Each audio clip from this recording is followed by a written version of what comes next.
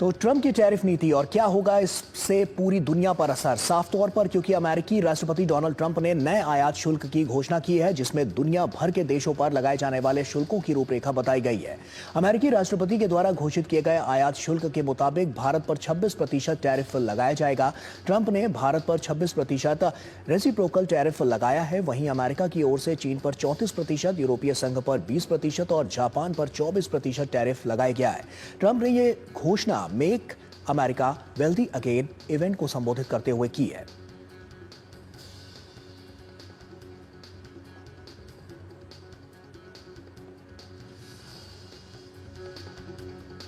तो किस देश पर कितना टैक्स है, साफ तौर पर यह नजर आ रहा है। कंबोडिया की बात करें तो 49% टैक्स यहां पर नजर आ रहा है। वियतनाम की बात करें 46% टैक्स की बात यहां पर की गई है। और ये जो टैरिफ है इससे तमाम देशों पर असर पड़ता हुआ नजर आ रहा है। जो देश हैं वो हम आपको बता रहे हैं। बांग्लादेश 37%, और इसके अलावा अगर हम बात करें तो तमाम ऐसे देश हैं जो इससे प्रभावित होते हुए नजर आ रहे हैं। थाईलैंड 36%।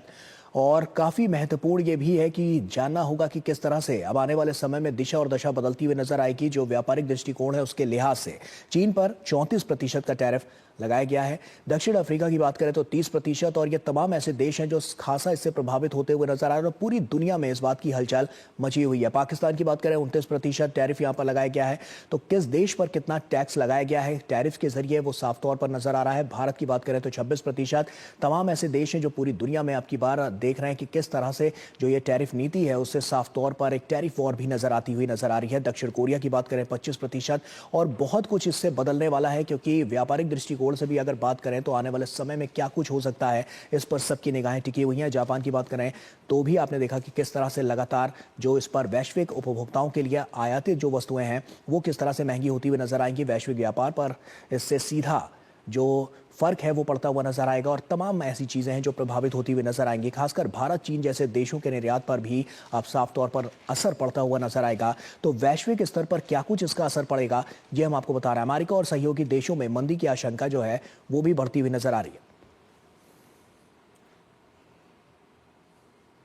अमेरिकी राष्ट्रपति डोनाल्ड ट्रंप ने नए आयात शुल्क की घोषणा की है जिसमें दुनिया भर के देशों पर लगाए जाने वाले शुल्कों की रूपरेखा बताई गई है। अमेरिकी राष्ट्रपति के द्वारा घोषित किए गए आयात शुल्क के मुताबिक भारत पर 26% टैरिफ लगाया जाएगा। ट्रंप ने भारत पर 26% रेसिप्रोकल टैरिफ लगाया है, और वहीं अमेरिका की ओर से चीन पर 34%, यूरोपीय संघ पर 20% और जापान पर 24% यहां पर टैरिफ लगाया गया है।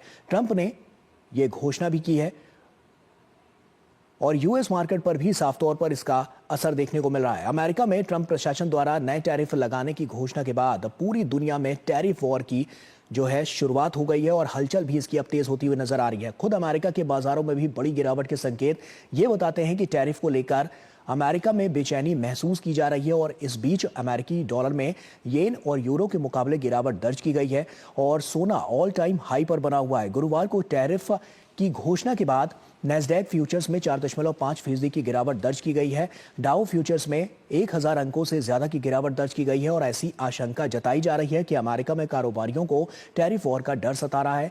S&P की अगर बात करें तो 500 में लगातार तीसरे सत्र में गिरावट यहां पर दर्ज की गई है। जापान के मुख्य बाजार निकेई में 300 अंकों की गिरावट दर्ज की गई है। दक्षिण कोरिया के कोस्पी में खुलने के तुरंत बाद 1.9% की गिरावट आई है।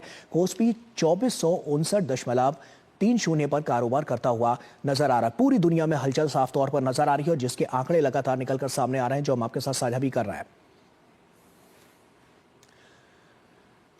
और इसी पर प्रोफेसर राकेश मोहन जोशी हमारे साथ जुड़ रहे हैं जो कि वाइस चांसलर हैं IIFT के। सर बहुत स्वागत आपका। और उसी के साथ सबसे पहला जो मेरा सवाल है वो आपसे यही है कि जिस तरह से भी हम देख रहे हैं कैसे इस पूरी दुनिया पर इसका असर पड़ता हुआ नजर आ रहा है, और क्या कुछ इससे सबसे ज्यादा इंपैक्ट होता हुआ नजर आ रहा है। ये गौरव जी आपने अत्यधिक समसामयिक विषय लिया है आज, और सारी दुनिया का इसके ऊपर ध्यान है कि ट्रंप ने जो टैरिफ घोषित किया है अब से कुछ समय पहले, और अलग अलग देशों पे उन्होंने अलग अलग टैरिफ लगाया है। तो सबसे इंपॉर्टेंट तो ये है कि जो MFN का हमारा सिस्टम था, मोस्ट फेवर्ड नेशन, जब एक कंट्री एक प्रोडक्ट पे एक तरह के टैरिफ लगाता था उसकी जगह इन्होंने पूरी दुनिया में अलग अलग टैरिफ लगाए हैं। अलग अलग कंट्रीज को उनके टैरिफ के उससे इन्होंने टारगेट किया है कि what was the tariff differential in the different different countries. तो अब जैसे इंडिया के अंदर इन्होंने 26% लगाया, उन्होंने कहा हम उन पे 52% जी का जो है ना टोटल वो टैरिफ लगाते हैं। इस तरह से इन्होंने चाइना के ऊपर 34% लगाया। तो अलग अलग कंट्रीज पे इन्होंने जवाबी टैरिफ जो लगाया है, अलग अलग कंट्री अलग तरह से इंपेक्टेड है। इससे एक चीज जो सबसे इंपॉर्टेंट है कि जो ग्लोबल ट्रेड ऑर्डर था वो पूरी तरह से अब एक डिसऑर्डर में बदल गया है। नई अलग अलग देशों के प्रोडक्ट्स की कॉम्पिटिटिवनेस न केवल अमेरिका में बट अलग अलग मार्केट्स में अलग होंगी। तो ये इस समय ये है कि देखने का कि इसका हमारे प्रोडक्ट वाइज क्या इंपैक्ट पड़ेगा, सेक्टर वाइज क्या इंपैक्ट पड़ेगा, कंपनी वाइज क्या इंपैक्ट पड़ेगा, जी और उसके लिए नई रणनीतियों को कैसे जो है ना वो भारत और दूसरे देश करेंगे। सबसे इंपॉर्टेंट ये है कि इसके अंदर एक सबसे बड़ी बात ये कही जा रही है कि टैरिफ के बढ़ने से अमेरिका के अंदर इन्फ्लेशन निश्चित रूप से बढ़ेगी, क्योंकि जो टैरिफ उन्होंने लगाया है अल्टीमेटली कस्टमर्स हैव टू पे फॉर दैट।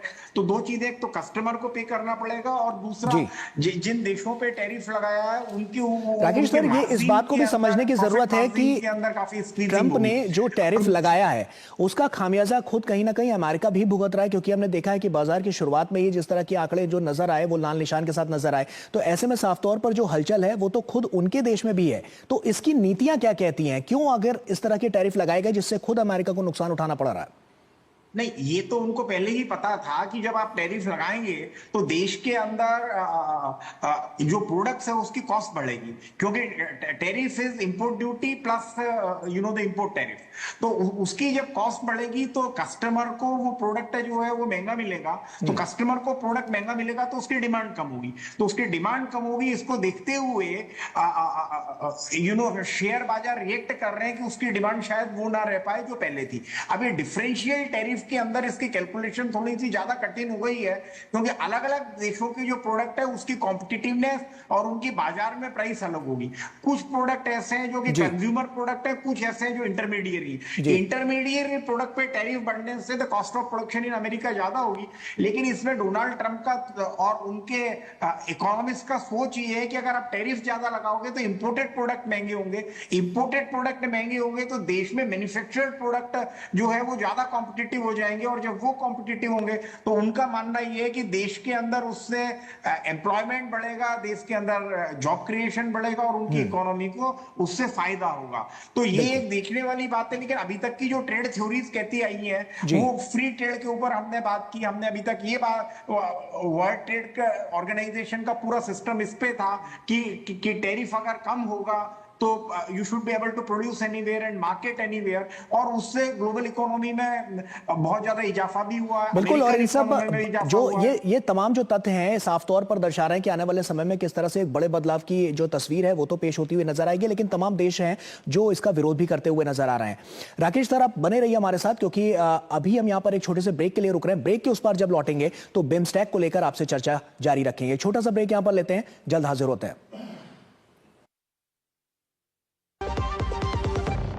एक ऐसा तबका जो रिटायरमेंट के बारे में आज भी बिल्कुल नहीं सोच